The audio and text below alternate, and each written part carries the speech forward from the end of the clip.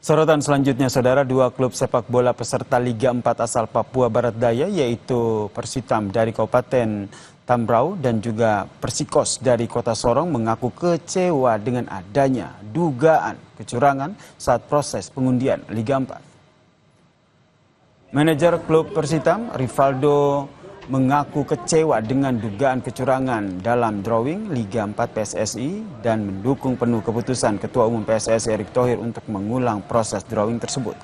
Hal yang sama juga disampaikan oleh manajer dari klub Persikos Kota Sorong, yaitu Yakob Karet, yang berharap agar drawing Liga 4 PSSI ini bersih dari kecurangan. Jadi tidak ada settingan-settingan lagi. Dan dulu kami sudah tahu bahwa sepak bola ini Indonesia sudah punya settingan.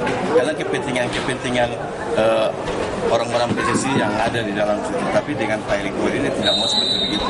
Jadi saya sangat setuju dengan tujuan dari Pak Erick Thohir untuk sepak bola harus bersih.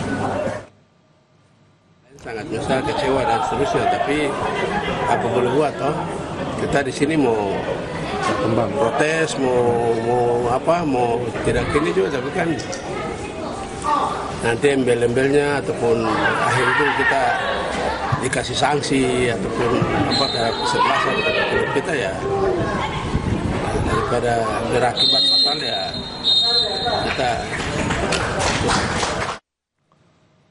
tingkat provinsi.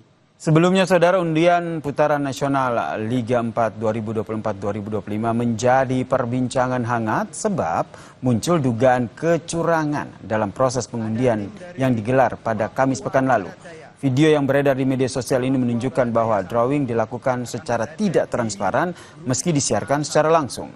Keganjilan terutama terlihat saat pengundian grup dengan tuan rumah Persewangi Banyuwangi. Saat melakukan drawing, operator tampak menurunkan tangan ke bawah meja setiap kali mengambil bola undian sebelum mengeluarkan secari kertas.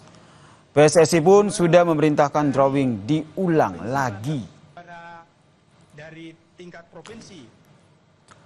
Usai jeda di Kompas Petang, saudara, pelatih Nova Arianto pertajam taktik menyerang jelang laga hidup mati timnas U17 melawan Korea Utara malam ini demi membuka jalan lolos ke semifinal Piala Asia, saudara.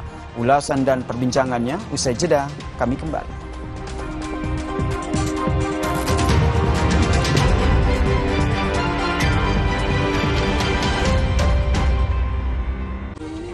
Isu-isu terkini yang menjadi perbincangan publik. Pemerintah menyatakan perang terhadap judi online adalah